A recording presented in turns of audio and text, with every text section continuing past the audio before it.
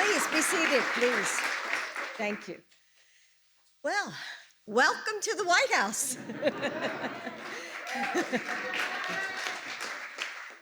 Whether you are with us in person or joining us from your own home, we are so grateful to share the traditions of this special holiday with all of you.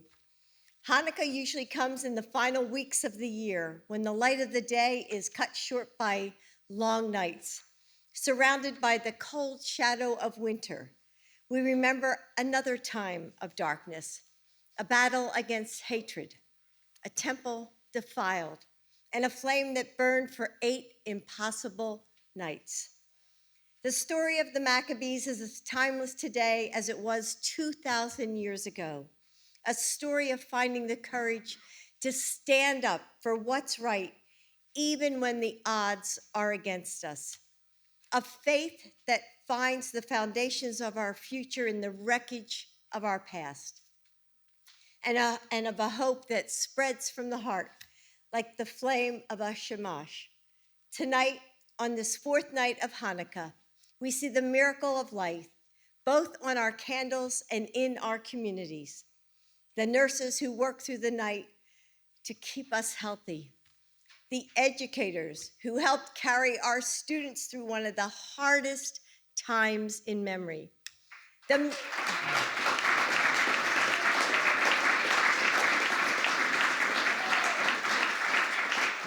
military families who bear the weight of our national security.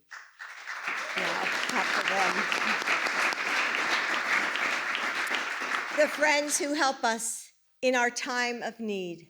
The children who inspire us to build a better future. With courage and compassion, with love and grace, with small acts of kindness, we are a light to one another. We shine through the darkness of a broken world. And now it is my honor to introduce someone who is a light in so many lives. He's a loving father and husband, educator and friend. Please welcome the second gentleman of the United States, Doug Emhoff.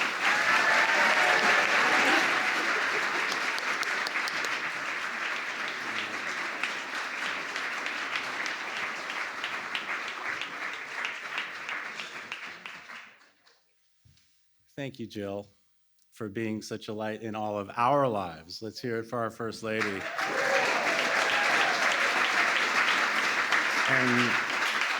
And this light is exemplified by the beauty and the beautiful decorations we see all around us here in the White House. You did such an amazing job. Thank you.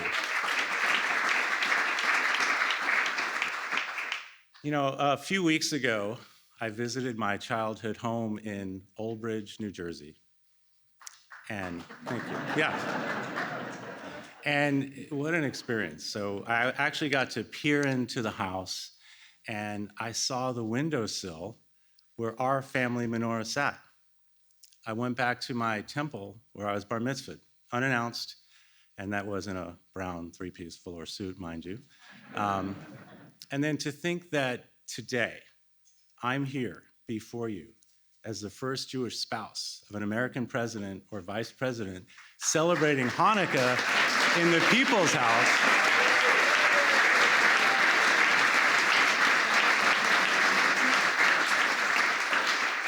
It's humbling, and it's not lost on me that I stand before you all on behalf of all the Jewish families and communities out there across our country.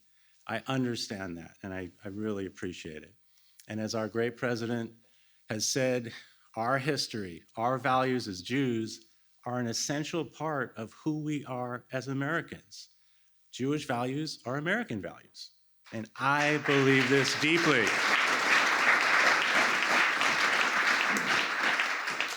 And that's really what makes us being here together, just together, so powerful. So I'd like to take a moment to acknowledge my friend Hanan Weissman, who is the, where's Hanan? Hanan is the White House liaison to the Jewish community. who's not only helped plan this beautiful event, but has helped me so much to be able to communicate the things I want to communicate to our community and the country and the world. And this week, Kanan and his wife, Alana, welcome their new baby, Rosie, to the world. So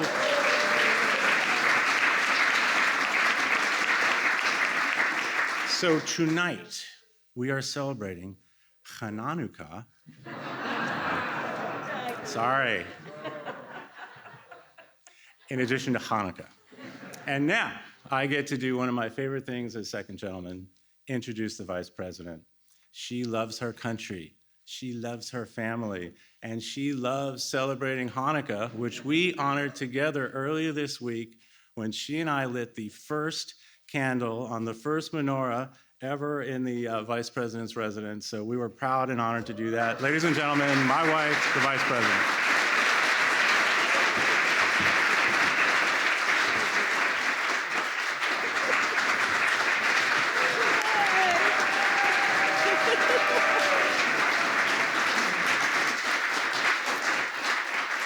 And I love my husband. Happy Hanukkah, everyone. Happy Hanukkah to our great, phenomenal president, Joe Biden, to our phenomenal First Lady, Jill Biden. Thank you for welcoming all of us and for what you do every day, Majority Leader Chuck Schumer, thank you for your leadership.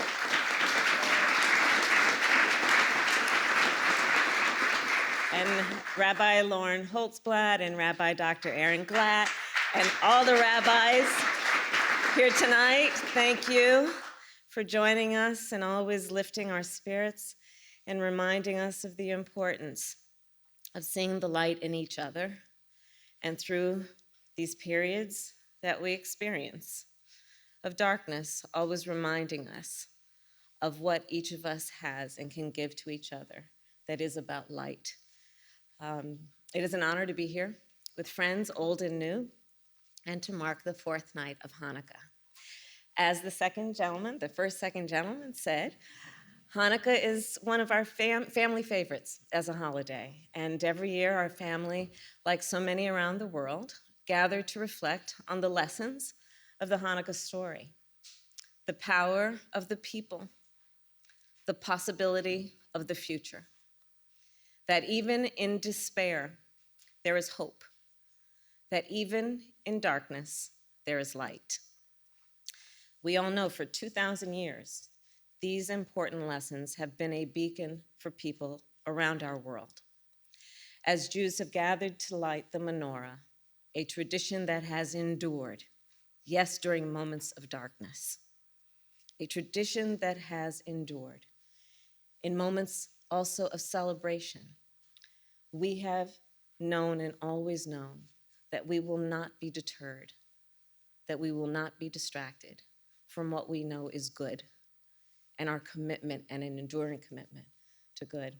After World War II, we remember Jewish immigrants together with merchants and members of the Coast Guard gathered for Hanukkah services on Ellis Island. And as Doug mentioned, he went to Ellis Island and looked at the papers of his family members who arrived in the United States through Ellis Island. Decades later, when a brick was thrown through the window of a Jewish home in Billings, Montana, the town came together. Thousands put menorahs in their windows in a stand against hate. And just last year, as hospitals and nursing homes, staff members celebrated Hanukkah with patients who were separated from their families due to the pandemic. So tonight we carry on this ancient tradition, this sacred tradition. And when we light this beautiful menorah, we will do so not only for ourselves, but for all those who came before and for all those who have yet to arrive. As one candle lights many, may the hope we share tonight ignite the hope throughout our world for generations to come. And now it is my honor to introduce a man of deep faith. I work with him every day, and he is guided by the light always, a leader who deeply understands the Jewish faith and stands with the Jewish people of our nation and our world, our President, Joe Biden.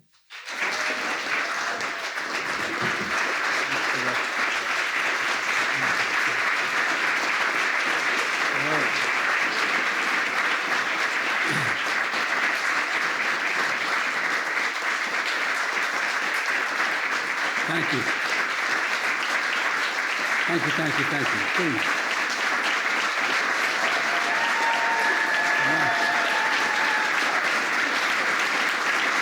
Thank you. Please, thank you. My name is Joe Biden. I am Jill's husband,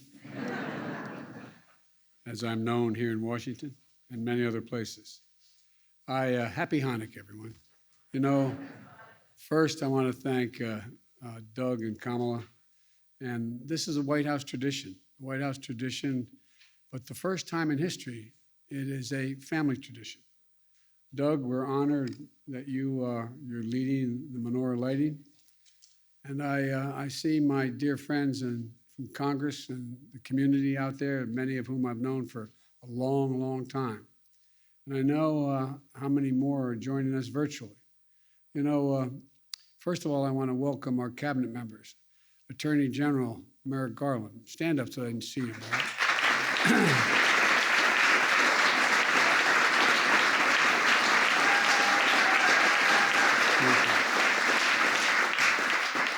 He is practicing the Jewish tradition of restoring justice to the Justice Department.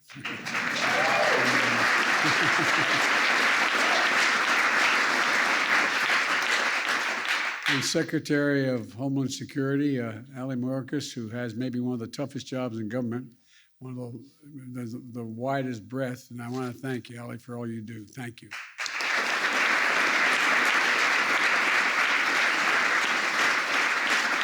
And one of the brightest scientists and docs I know, the head of OSTP, Director Eric Lander. Eric?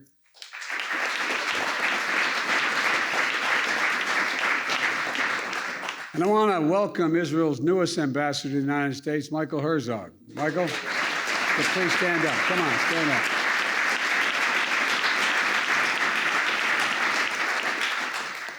Ambassador, I look forward to working with you to reaffirm the long-standing ties between the United States and the State of Israel. I was saying to a couple of younger members of my staff before I came over about the many times I've been to Israel, I said, and then all of a sudden I realized, God, you're getting old, Biden. I have known every prime minister well since Golda Meir, including Golda Meir. And during the Six-Day War, I had an opportunity she invited me to come over because I was going to be the liaison between she and the Egyptians about the Suez and so on and so forth. And I sat in front of her desk, Chuck, and she had a guy, her staff member to my right. His name was Rabin. And she kept flipping those maps up and down. She had that bivy of maps and it was so depressing when she was about what happened. She'd give him every detail. All of a sudden she looked at me and she said, Mr. Ambassador, would you like a photograph? And I thought, okay. We got up, we walked out, the three of us are standing in that rectangular area outside the office. And the photographers are taking pictures in the press. And Chuck, without turning her head, she looked straight ahead, but talking to me, she said, why do you look so sad? And I said, and I almost turned. And I said, well, Madam Prime Minister, I said, you've painted such a dismal picture. She said, oh, no. She said, don't worry. She said, we have a secret weapon in our battle in this area. And I almost turned again. I said, what's that? She said, we have no place else to go. Ladies and gentlemen, you know, as Doug leads our candle lighting, he'll be joined by Leader Schumer, a good friend of mine. Chuck, we're so sorry about your dad. Abe was passed away. And Chuck, you said in the eulogy to your dad, if you don't mind my saying this, you said he never quit, he never cut corners, he led by example, he knew we had responsibility to others beyond ourselves, and he lived with the conviction that doing the right thing, even when others don't, will lead to success. Chuck, he described you. he described you, pal. And you could use the same words to describe you. And, you know, in Abe's blessed memory, I hope you continue to lead us. Thank you. Thank you.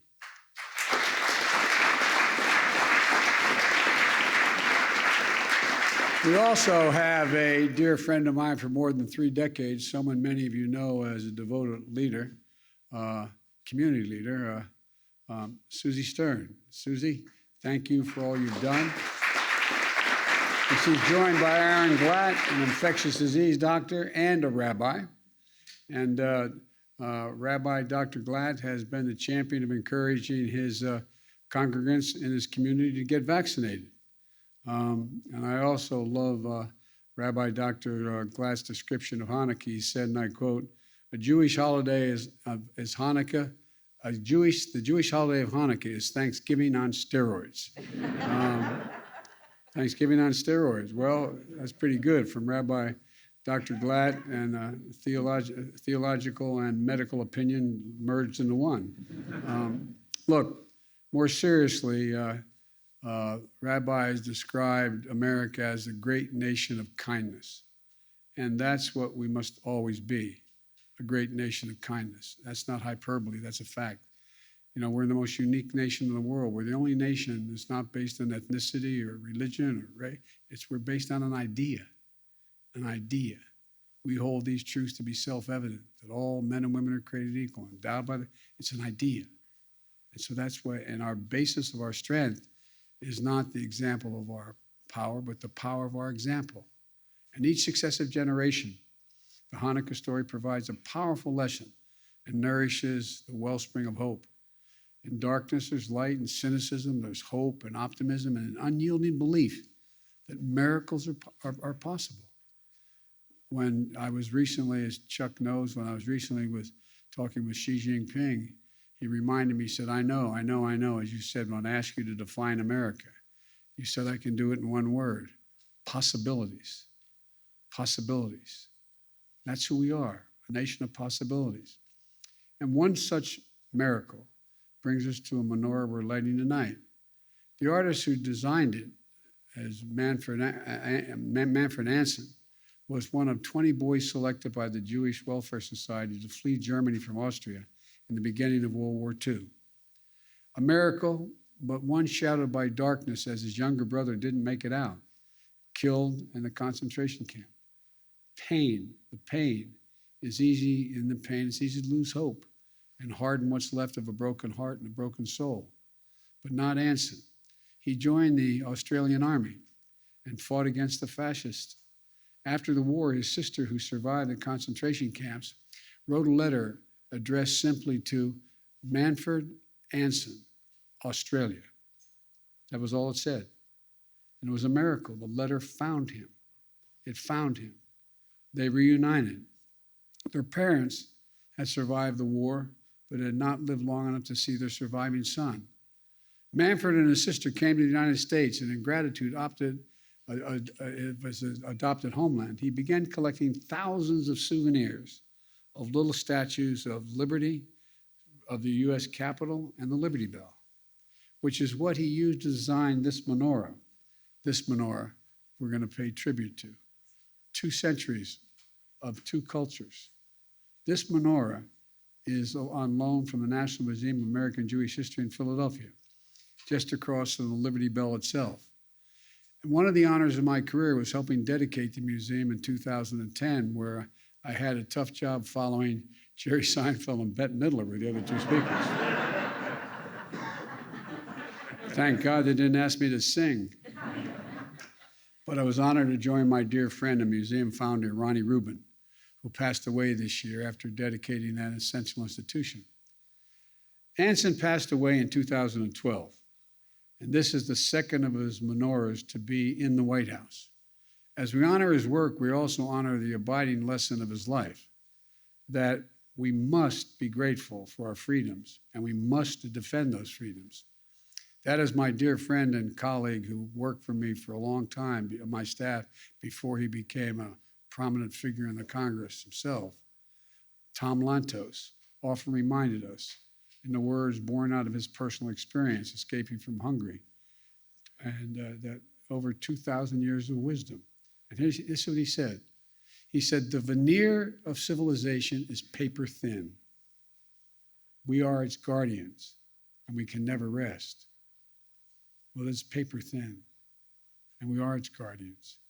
All it takes is an opening, a sliver, a crack, the briefest nod of acceptance or legitimacy for ancient evils that have long plagued our society to come rushing in. And you all know it. We just saw an incident so horribly anti-Semitic, flyers being left at people's homes in Los Angeles. We have to stand against the resurgence of this tide of anti-Semitism and other forms of intolerance and hate here at home and around the world. In that effort, there is nobody more qualified than Professor Deborah Lipset, to our special envoy and honorary symbol.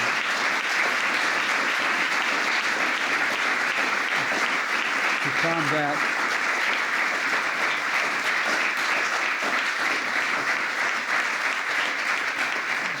anti-Semitism. You know, when we light this menorah in the White House, when Jewish families place menorahs in their windows, we're proclaiming liberty. We're exercising the freedom that the Maccabees sought to simply practice their faith. And we're showing that there is still light, that even the most fragile flame can be sustained in a tradition and nourish the soul of a people. The little bit of light, that little bit of light, wherever it is found, can dispel the darkness and illuminate a path forward. And whether it's in the temple of Jerusalem or a temple of our democracy, nothing broken or profaned is beyond repair, nothing. We can always build back better, or perhaps build back brighter. So thank you all for being here as we proclaim the light and liberty that this is all about. And now I want to turn this over to another special guest, Rabbi Lauren Holzblatt, excuse me, you can call me Bidden. I apologize, Lauren. Who reminded all of us so powerfully after her eulogy for Ruth Bader Ginsburg that despair is never, ever an option. Never. Rabbi, please come forward.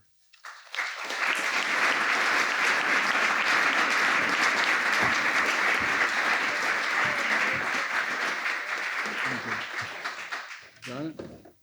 Can I give you this? Can I give you?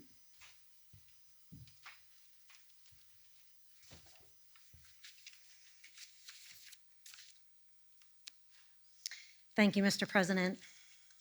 First Lady, Dr. Biden, Vice President Harris, and Second Gentleman Emhoff, Leader Schumer.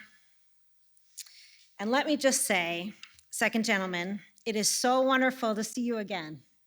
Rabbi Alexander and I and all of Addis Israel is so excited that you have been to our synagogue and attending services, and it is our gift to have you in our presence.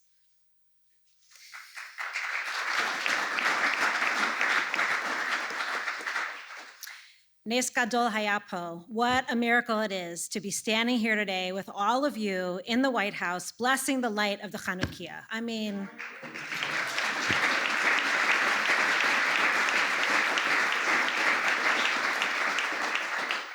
these past 24 months have been harrowing. Rabbis like myself carried shovels in our trunks because that was the amount of funerals we were doing weekly. We felt this pandemic more than I can express.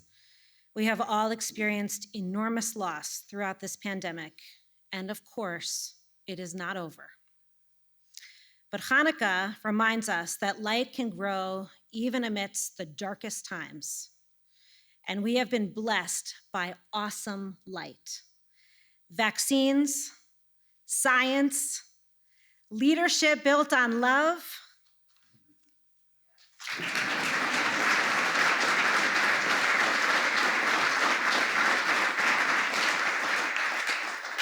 honesty, human dignity, and leaders that are committed to ensuring a vibrant, healthy planet for our children and our children's children. We have to say amen to that.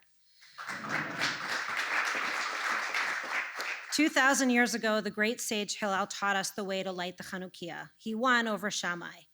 We start with one candle and we increase the light each night, adding one more candle, a little more light, night after night, until the 8th night when we have built a mesmerizing glow in the dark.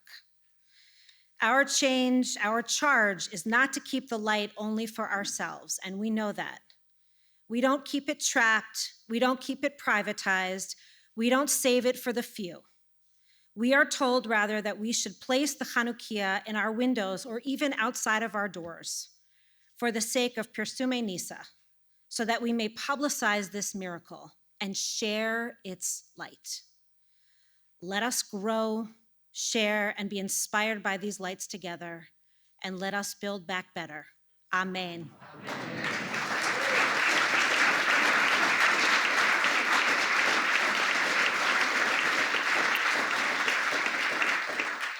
It is now my honor to call up Leader Schumer, to call up Rabbi Dr. Glatt, and Susie Stern to light the Hanukkah.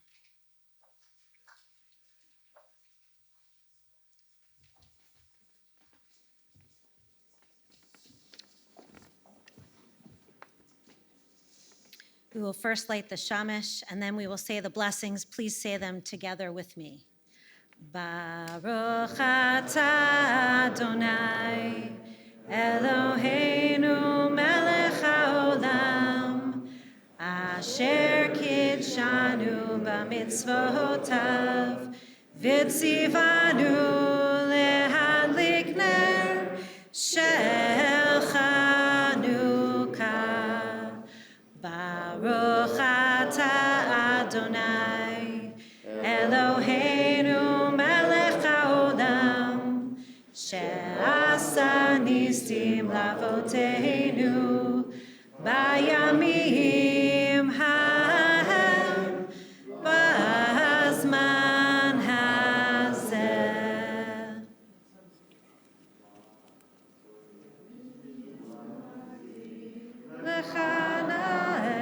L'shabeach tichon beit tefilati, l'sham toda mizabeach, beit achin mabeach, mitzor hanabeach,